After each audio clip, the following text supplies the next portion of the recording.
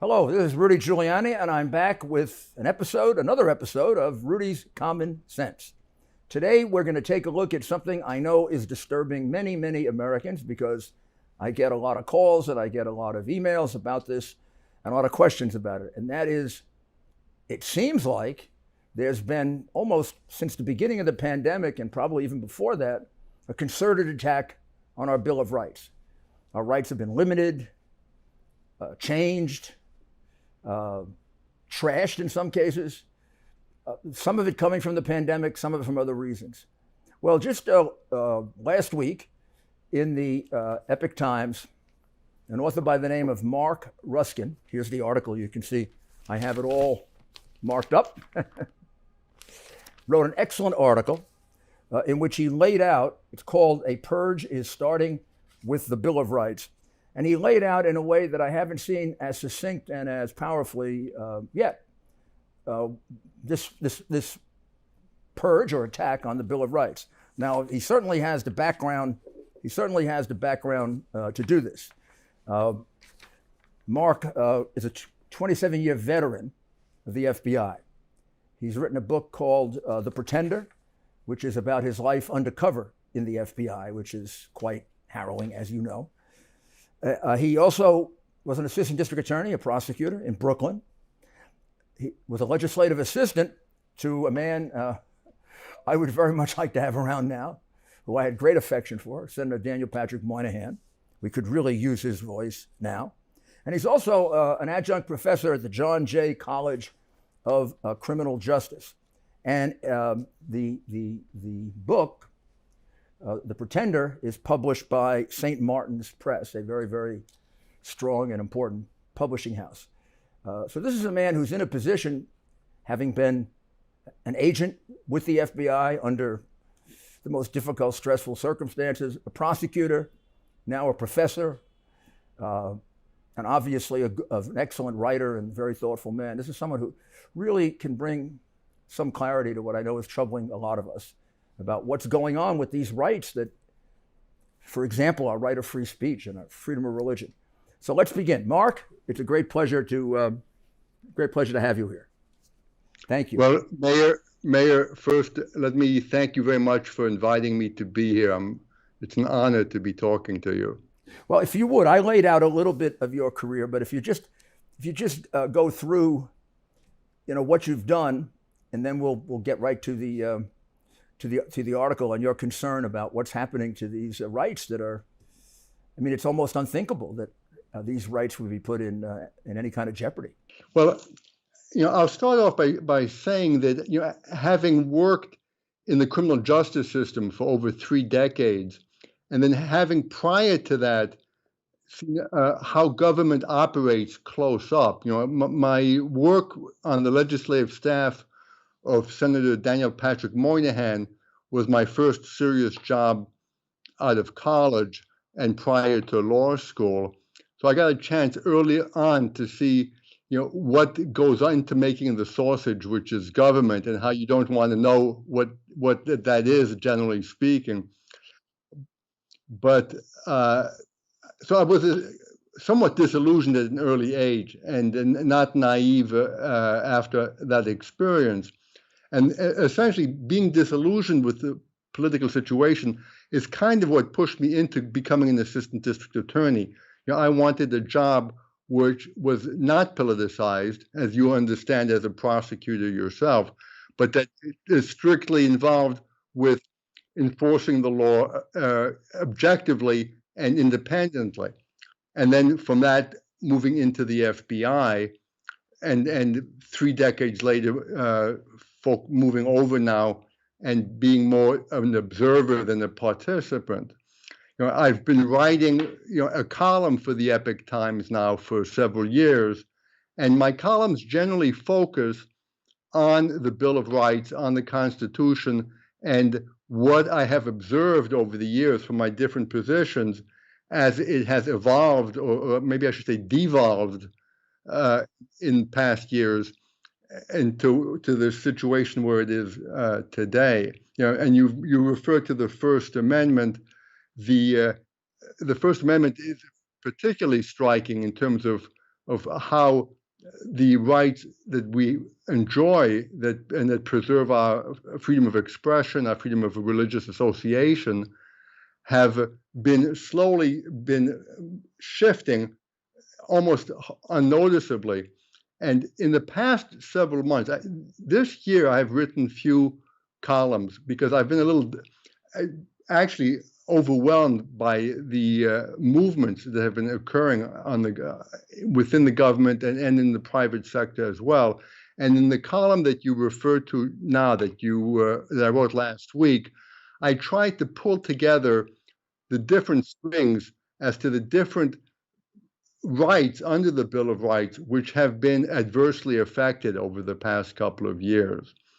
Getting to the First Amendment, I had noticed, for example, with First Amendment scholars, academics, law professors, 20 or 30 years ago, they would have universally 100% defended virtually absolute freedom of expression. They would not tolerate government intervention in the expression of ideas and beliefs.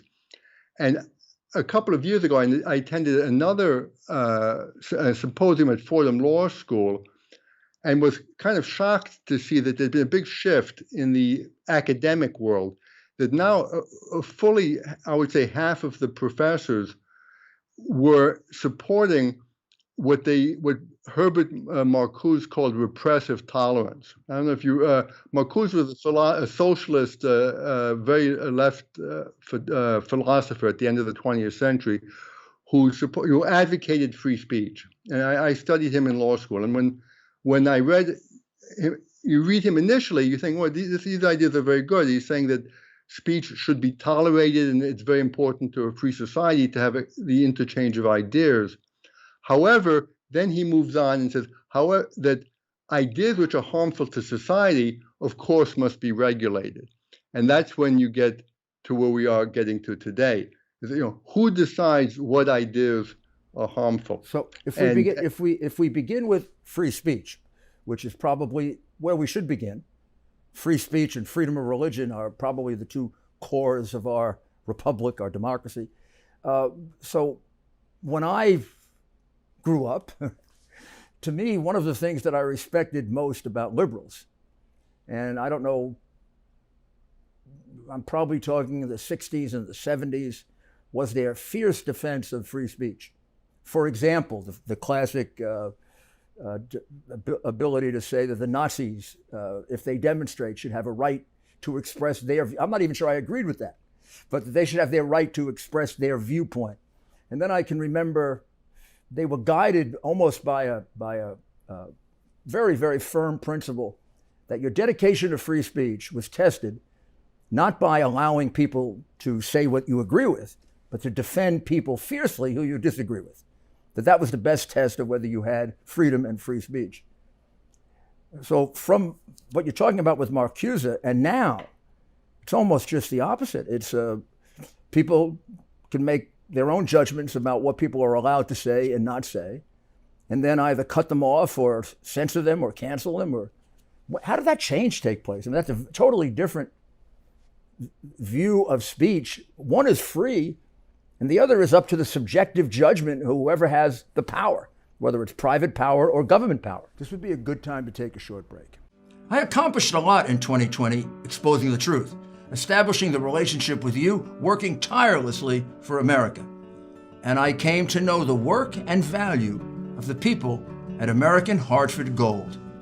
You see, you buy gold not only for what you know, but you buy gold for what you don't know. American Hartford Gold is the company you can trust when it comes to buying gold.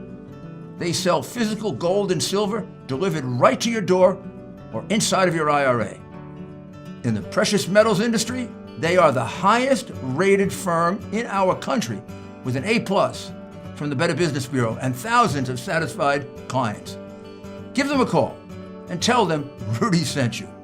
And be sure to ask them what I bought. And if you call them right now, they will give you up to $1,500 of free silver on your first order. Folks, these are uncertain times. The one thing you can count on to protect what you have worked so hard for is physical gold and silver. So don't wait. Call them now. Call 833-GOLD-777. That's 833-GOLD-777. Or text Rudy to 65532. Again, that's 833-GOLD-777. Or text Rudy to 65532. Welcome back. Well, there's a reason that the First Amendment is the First Amendment. It's not the 10th Amendment or the 25th Amendment. It's the First Amendment, because the framers believed that this was so integral to the functioning of a free society and to the avoidance of shifting and moving towards a totalitarian society that they put it first and foremost: the freedom of expression of ideas and the freedom of religious association. The shift, while it's accelerated in the past couple of years to a mind-boggling rate, I suspect started more than 20, 30 years ago with the entry into academia of many of the radicals of the 70s, the individuals who made up the Weathermen and the Students for Democratic Society, the hard left radical groups started to move into legitimate, quote unquote, enterprise, into academia, and into, I would suggest, also into the civil service and into the private sector. So now you've had 20, 30 years have gone by. These individuals are now the tenured professors at universities. They're high-level civil servants in all of our federal agencies and in state agencies, and they've accomplished, they've reached high positions in the private sector. So now they can wield influence and power, and with the shift in the elections now, with the such that the Democrat Party has essentially unchallenged majority in every sector. I mean, in Congress and in the executive, now they can exert the authority that they've been building over the decades. Well, that's quite a difference. That was never a point of contention between Republicans and Democrats. Free speech was a given. I would say maybe liberal Democrats were more protective of it. Conservative Republicans may have had slightly more view that things like Nazis and communists maybe should be curtailed somewhat. But generally, the fundamental principle was accepted by all, except maybe the most radical, that the right should have the right to say what they want, and the left should have the right to say what they want, and it get worked out. I guess the expression is in the marketplace of ideas. In fact, the more ridiculous something you're saying is, the better to express it, because it'll be rejected. That was the thinking I think we grew up with in law school when you and I were as young as some of these radicals are now, right? And it was almost a given. It was almost it was something that it would have been impossible for me back then to conceive of where we are now. Right. It's mind-boggling, really. And like I said, the shift has been a subtle one. But a few decades ago, when the Nazis, neo-Nazis, wanted to march through Skokie, Illinois, it was a suburb of Illinois, and they wanted to. It was a Jewish neighborhood, and they wanted to march in uniform, in Nazi uniforms. And who were their attorneys who defended their right to do that? It was the Civil Liberties Union. The American Civil Liberties Union defended the neo-Nazis, which I believe was the correct thing to do, and they marched. And this was a left-wing attorneys group, civil rights group, that was defending them, based on the belief that they should have the freedom to express their ideas, regardless of how offensive these ideas are. And as Justice Louis Brandeis of the Supreme Court had pointed out, that sunlight is the best disinfectant. And letting these people walk around in their silly uniforms was the best way to ridicule them, not to embolden them or to strengthen them. And so now, fast forward 30 years, and we're now in the year 2021. And what are we seeing? We're seeing that a shift where now there's an intolerance on the left. You do no longer see the ACLU defending freedom of expression. And what we see is a subtle change in the terminology that is being utilized to recharacterize or mischaracterize individuals who dissent from the prevailing dogma. And here's what I think is, and this is something that I realized when I was listening to Director Christopher Wray's testimony a year ago. And he stated in sworn testimony that the major problem that the FBI was dealing with, insofar as domestic terrorism is concerned, is white supremacist groups. And at first I thought to myself, what is he talking about? I've been an FBI agent for 3 decades. I remember the white supremacist groups from the 1990s. And one of my closest undercover friends, as you know, I was an undercover agent for 20 years. One of my friends who looked very Aryan, he specialized in infiltrating Aryan militias, like the Aryan nations and so forth. Approximately when was this, Marc? What period of time, so we can get a setting? This was throughout the 1990s. In the 1990s, okay. Yes. And his name is Mike German. And Mike is also a published author. And he has blonde hair, very blue eyes. He looks like an Aryan, a model for the Aryan. So he's perfect for undercover work. He was perfect for undercover work for that particular role. And he was very brave, and he was very good at it. And he infiltrated many of these groups. These groups were investigated by the FBI, prosecuted by justice, and overall dismantled. And today, I suggest they really are an insignificant threat. And when Christopher Wray testified to that effect, he didn't provide any data. He didn't provide any reports. He didn't provide any statistics. Instead, he made a conclusory statement that this was the issue. And no reference to Black Lives Matter, no reference to Antifa, just to and then a year later now, a few months ago, we hear Attorney General Garland essentially stating the same thing. I mean, he was virtually repeating Christopher Wray's testimony, again with no data to support his conclusions. And then I realized, and this is part of what I've written in some of my columns, especially one that you referenced from last week, is that what's being done is there's been being a subtle change of the definition of what is a white supremacist. And I suggest it's meant to tarnish individuals who dissent from the current views which are officially sanctioned. So individuals who are not racist, they're not supremacists of any kind, are being labeled as white supremacists. And obviously, we all agree that white supremacists are terrible people, and they're despicable, they should be investigated, and they should be prosecuted. I think you and I would both agree with that. But when you change the definition of what a white supremacist is, to include everybody who disagrees with you, you've watered down the term, and now it ends up becoming meaningless. We'll be back with our interview with Marc in a few moments. How much equity do you have in your home? 50,000? 100,000? More?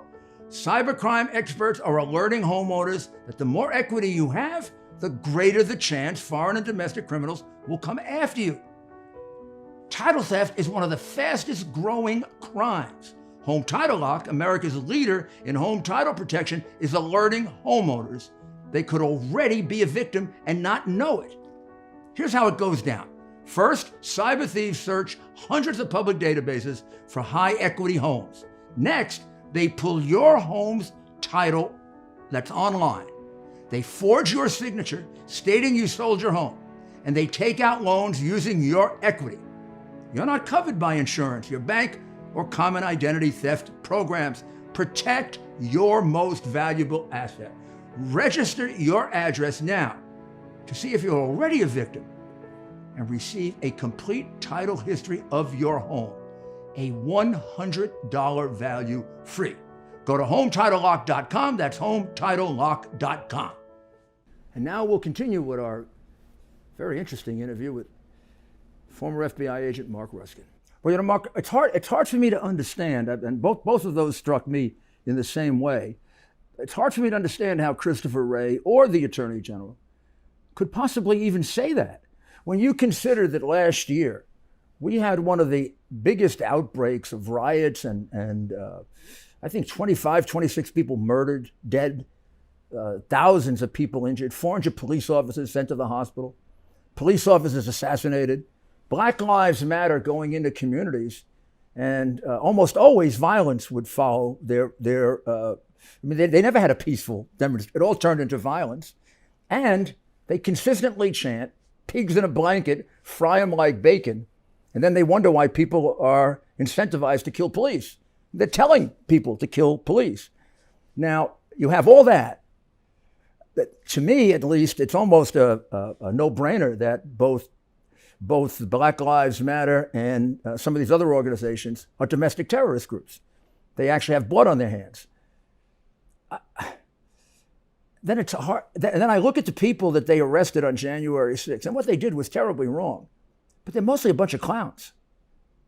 I mean, they don't appear to have long criminal records. They didn't fire a shot. I swear they look to me like idiots, dangerous idiots, but not dangerous to the continuance of our government. So where does that data come from? You look at murder in America. I mean, I know the statistics on murder cold. That was how I reduced crime, because I was a statistician from the days back when I used to put out the FBI report when I worked for President Reagan. It always struck me that these statistics could be useful as a management tool, not just as a historical tool. Crime, murder. I mean, in New York City, 8% of the murders are done by white people.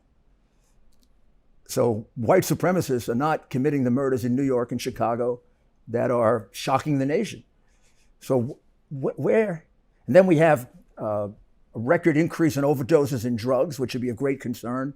Fentanyl is a killer that's coming from China through Mexico. It has a national security aspect to it, domestic. There are so many things that threaten us. Tell me from the point of view of an FBI agent, how does an FBI director say that? Is he politically told to say it? When I was an FBI agent, we essentially directed our efforts based on data. So again, I worked, as you know, primarily as an undercover agent for 20 years. There are very few full-time undercover agents. May I ask if you can answer what you're on the criminal side or the counterintelligence side?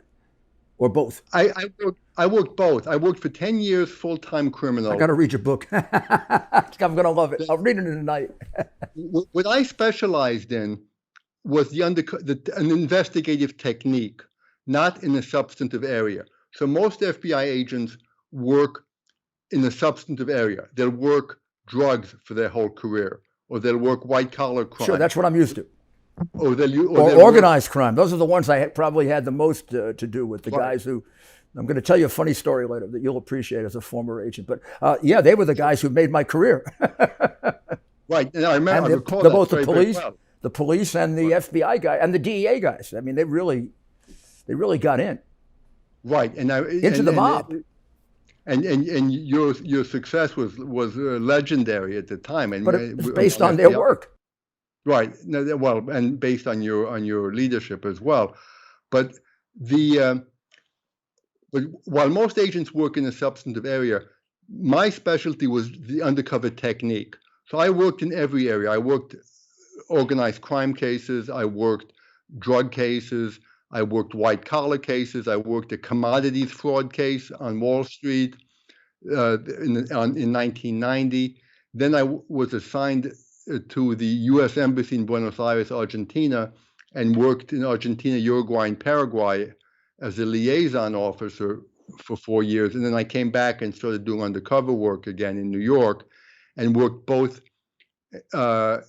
criminal and counterintelligence cases. And I worked a lot of false flag cases like the one last week where John Toby was arrested for selling secrets or trying to sell secrets to someone he believed was an intelligence officer from another country, was really an FBI agent. Well, I worked those cases. I worked for several years posing as an intelligence officer from a hostile country or different hostile countries, and I would meet with wannabe traitors, either in the military or in nuclear engineers. You're really where counterintelligence joins criminal. Right. It wasn't just pure gathering of information. On the other hand, it wasn't just purely criminal prosecution. It's a combination of both. Right, and those were fascinating. Of course they were. Wow. They truly were. And they really, gave me a chance to push myself to my limits. But so you left the Bureau in 2012. Did you ever feel, I'll tell you my answer at the Justice Department if you want, did you ever feel any kind of real political pressure to pursue something that you thought was being pursued for the wrong reason, or not to pursue something, or to say something that would fit the accepted political theory of the day or the administration? The only time ever that's happened to me was while I was in the district attorney's office, actually.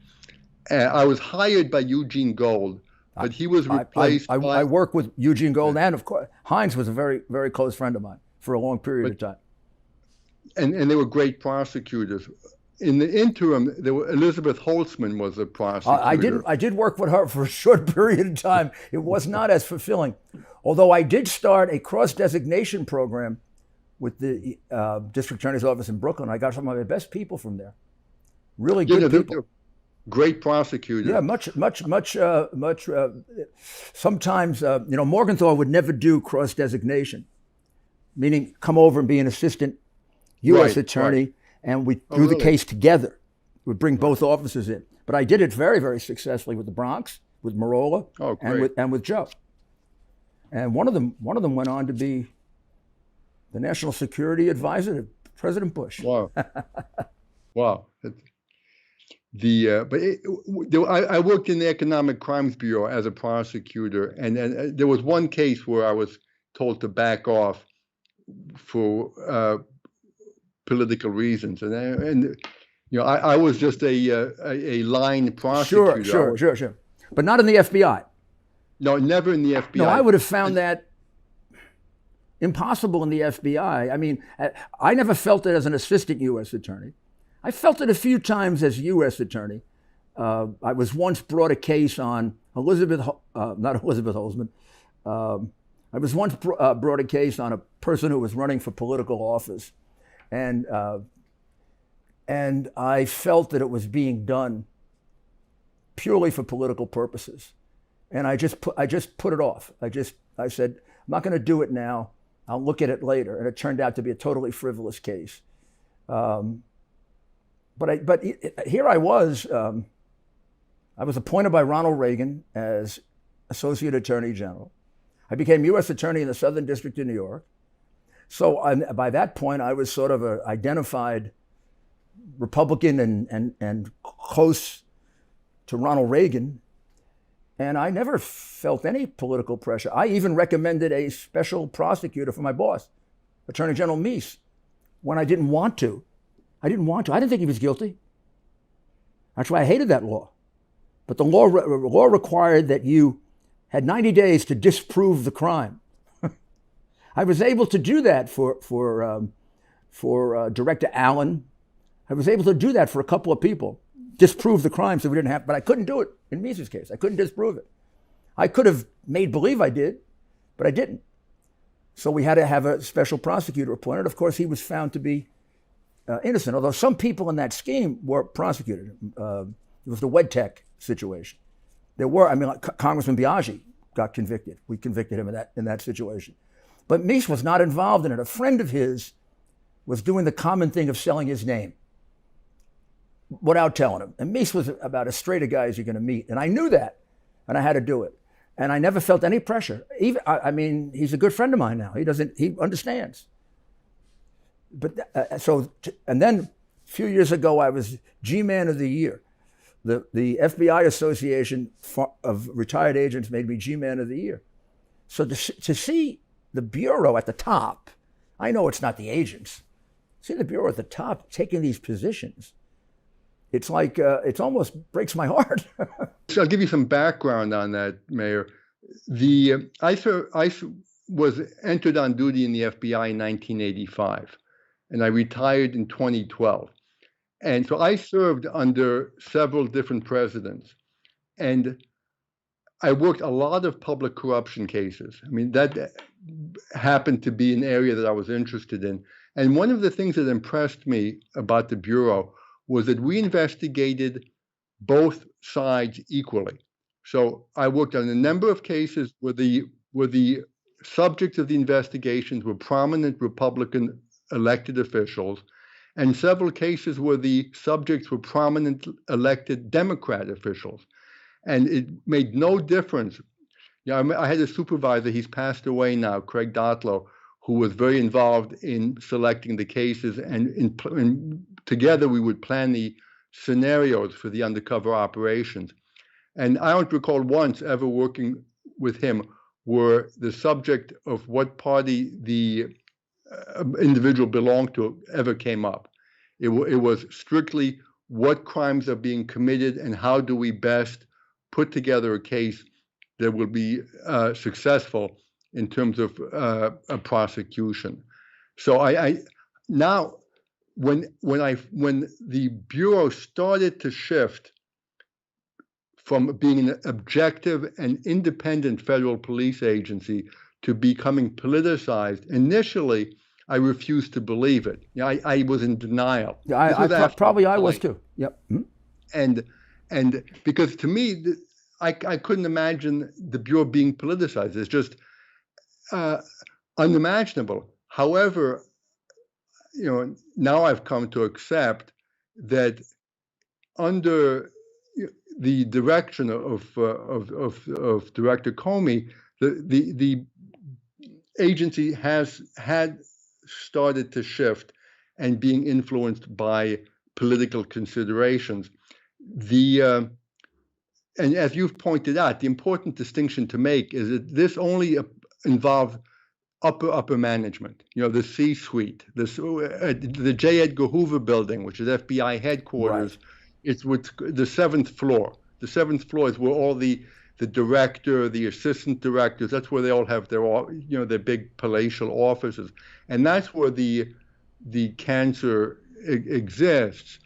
In the field, it's totally different. The FBI field agents are the best people in the world. And I miss being an FBI agent because I miss working with other FBI agents. I'm sure you do. And in the FBI, and in my book, I point this out, and I kind of try to give a window into what's going on behind the scenes at the FBI.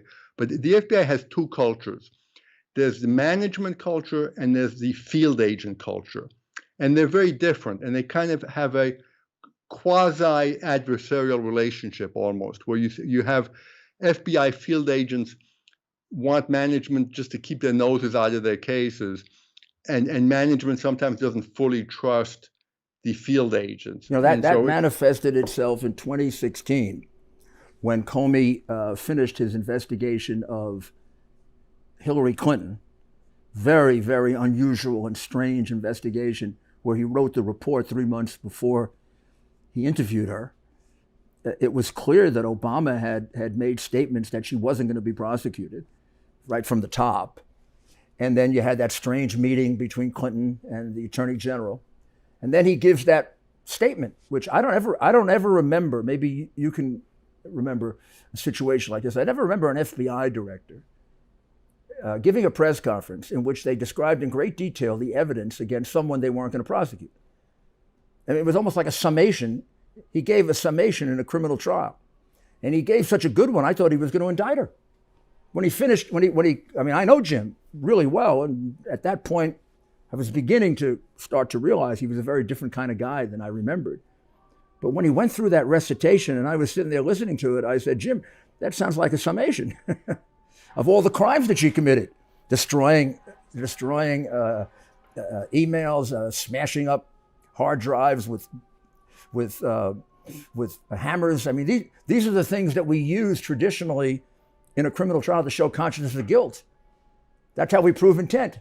And all of a sudden, he says there was no evidence of intent. And I went crazy in my chair. I said, didn't I teach you anything? That's how we prove intent, idiot. Destroying evidence, false statements. We can't prove what's inside the mind. The actions prove the intent. And then he went all the way the other way. Now, the field agents in New York rebelled. And I know that. And I've actually had to be interviewed about this because I think they were hoping that some field agent complained to me and therefore they could fire him.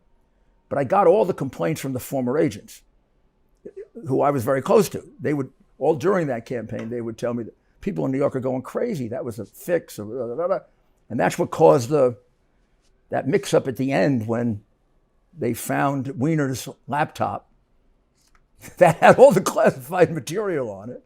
And Comey reopens it. And I remember then Donald Trump, later President Trump, I wasn't with him on this occasion. I was with him almost always. But I was gone for about 3 hours, and he praised Comey for doing it. And I called him up on the phone, and I said, you're going to regret doing that because this guy's going to change his mind again. You know, he's a weasel. And he did. He changed his mind at the end.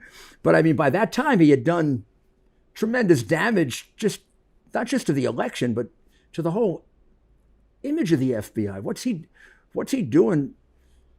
First, if he had that evidence, he should have prosecuted her, no matter who she is. If he wasn't going to prosecute her, he should shut his mouth, because then she doesn't get a chance to defend herself. That's the most unfair thing in the world that you can do. And then, you know, Mueller repeated that with his report on Trump, where they lay out 400 pages of a prosecutorial memo and don't prosecute him. Now, this is getting to be very, very dangerous to do that. I mean, that's a very dangerous thing to do. So that's when I started to realize that we have a double standard. It's a different set of rules for Democrats and Republicans. We'll be back with our interview with Marc in a minute. Big tech monitors us, censors us, deplatforms us. Conservatives have been helpless to do anything about it until now. On Getter, you can talk with friends and family and express your political beliefs without fear of Silicon Valley liberals coming after you. Join Getter, the social media platform that supports free speech and opposes cancel culture. Getter is led by former Trump advisor Jason Miller, who saw what big tech did to President Trump and decided to fight back. Getter is the fastest growing social media platform in history, with over 1.6 million users and growing, including prominent conservatives like Mike Pompeo, Congresswoman Marjorie Taylor Greene, and Steve Bannon. Join Getter. It's in the App Store, the Google Play Store, and at Getter.com. Longer posts, longer videos, sharper and clearer pictures. And unlike the Silicon Valley oligarchs, Getter will never sell your data. Send a message today. Join Getter. It's time to cancel culture. Now we'll continue with our interview. With regard to the investigation of Hillary Clinton and the email server and all that, one thing which was bizarre, I mean, there were many things which were bizarre about the way that was conducted. And Comey managed to offend everybody. So he offended the Republicans when he declined to advocate bringing charges, and so everyone right of center was angry with him.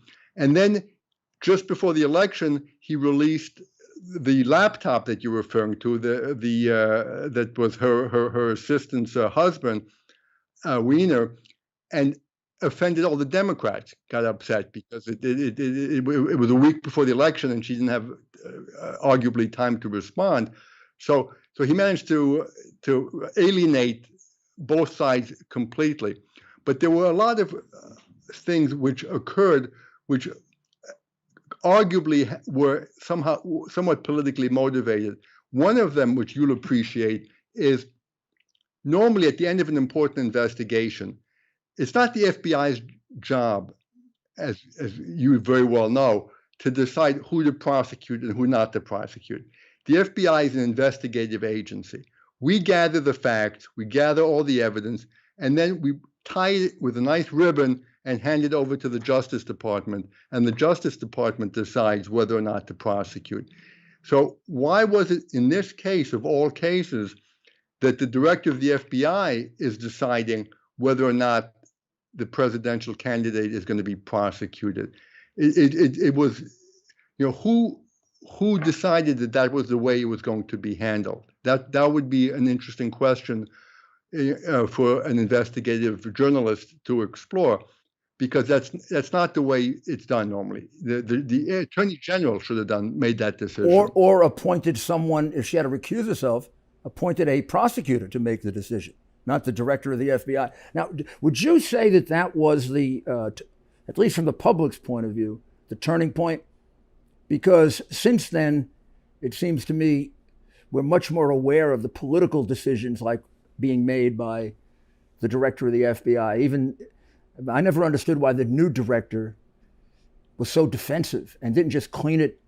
He spent most of his time refusing to send documents over to Congress.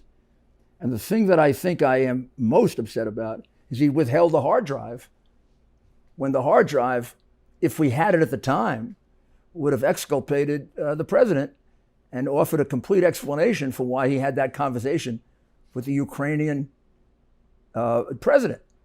I can't imagine an FBI director. And that hard drive has thousands and thousands of pieces of information. But the most prominent part of that hard drive that jumps out at you right at the very beginning is the fact that Biden was substantially involved in Ukraine. There are texts going back and forth, pictures, and that he was completely lying about that. So the president of the United States was perfectly justified, because the hard drive supplies evidence of bribery at the highest levels of two governments. He had a perfect right to ask the president of Ukraine, no matter whether he's running for president or not, the other guy, let's get to the bottom of this, since it's been covered up for 4 years. The hard drive would have offered the proof that that was a totally specious impeachment. Now, how can the director hold on to that? What's going through his head that makes him do that? Has he become just a politician? Well,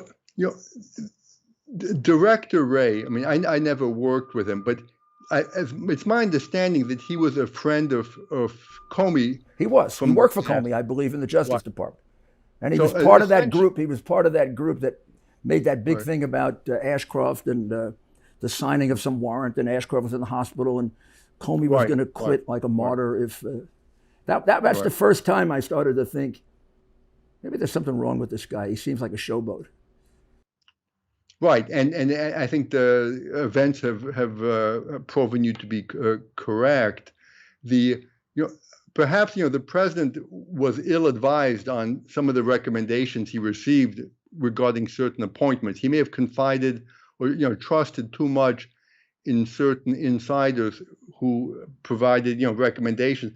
To be director of the FBI after Comey, the ideal director would have been a complete outsider from the political point of view, but someone who really understood how the FBI works, and from the nuts and bolts of the FBI. Perhaps a retired FBI agent with no political no strong political leanings, but someone just committed to doing the right thing.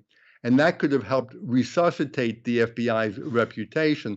Because I would suggest that for a democracy to function the way it's supposed to function, and getting back to the Bill of Rights, for the Bill of Rights to be protected, we needed to have a really truly independent and objective FBI, an objective, unpoliticized Federal Bureau of Investigation that has the capacity and the strength and willingness to investigate corruption within the government. Like with Abscam several years ago, you'll recall the Abscam undercover operation where congressmen were being bribed. If you don't have an objective and independent federal law enforcement, it's hard to have a truly well-functioning democracy. Well, can I ask you how bad is the damage and to our rights, and do you think it has? Do you think it's connected? These things are all connected to a desire to change basically our form of government and our economy from a basically free market to socialist, a democracy to a more authoritarian type of government? Because that's a great fear that many people have. This seems to follow what Marx and Engels, they almost seem to be following the playbook for take God out, infiltrate the schools, and get control of the law enforcement apparatus. That's pretty dangerous. Well, there's certainly a tendency to diminish the importance of the Constitution as a whole and the Bill of Rights altogether. I mean, there have been statements by Speaker of the House Pelosi, by Hillary Clinton, as to whether or not the founding document still has relevance today, or if it's just some antiquated parchment that should be disregarded. And so there is a strong, it seems like at this point, it seems like hard to slow down, but a strong impulse towards diminishing the importance of the Bill of Rights. And part of the way that's being done, I would suggest, is what we talked about earlier, by changing the definitions of what a white supremacist is to include anybody who disagrees, to label parents as domestic terrorists. Domestic terrorist is a very serious thing, and domestic terrorists should be prosecuted and investigated. But if you call parents who attend school board meetings domestic terrorists, you're diluting the term, because that doesn't mean anything anymore. If any soccer mom is called a domestic terrorist, then what's going to happen with the investigations of real domestic terrorists? But the question is there a point to this? Is this just political bickering, or are they going somewhere with this? Diminish the Constitution, change our form of government, get closer to a one-party system, and also clearly the economic system they're trying to change to a much more socialist dependent system. One of the things, we have to, the framers were really brilliant people, and they understood human nature, and human nature has governments tending, if left alone, towards totalitarianism. So the trend, if unregulated and uninvestigated, uncontrolled, is towards a totalitarian, be it Marxist or communist or right-wing state.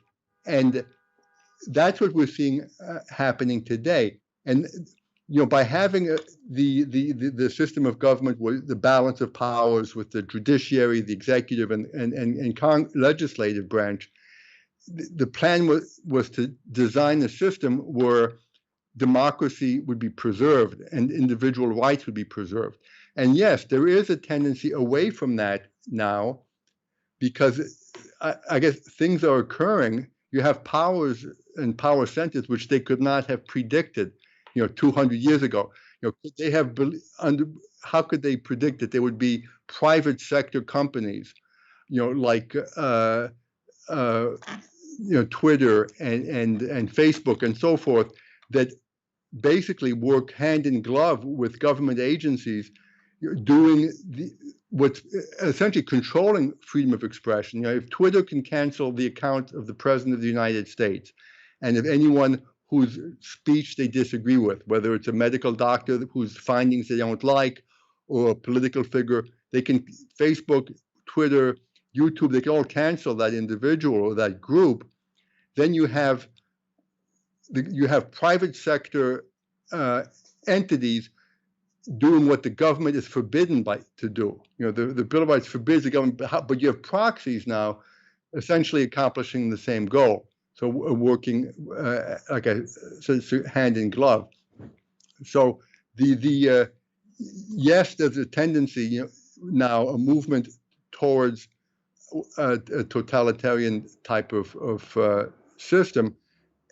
And what we need, of course, is for the democratic forces to be, in the classical sense of the of constitutional democracy. Well, I think they may have exposed their Achilles heel in going after the parents, because the reaction I see there is very bipartisan.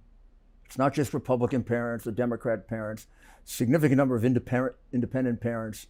Any parent, Republican, Democrat, or independent, that is sensible in any way is going to get very concerned when you take a 5 or 6 year old child and you create doubt about that child's gender, right? Or you teach that child that America is a systemically racist country, meaning we're an evil country. Parents hear that and they become very concerned then that their children are being brainwashed. And I think that's what you're seeing going on now. And I think that maybe I'm being more hopeful than I should, but I think that may be the answer to how this is going to get turned around. But let's hope. I really appreciated this conversation, Marc. I hope we can have another one in the future. It was very, very good explanation of both where the Bureau is right now and the Bill of Rights. And we're right in the middle of it, and we'll have to see how it turns out over the next couple of years. And thank you for your service to the country. But thank you, Mayor. Thank you for giving me the opportunity to speak. Excellent article. Keep writing them. God bless you. I sure will. Thank you very much.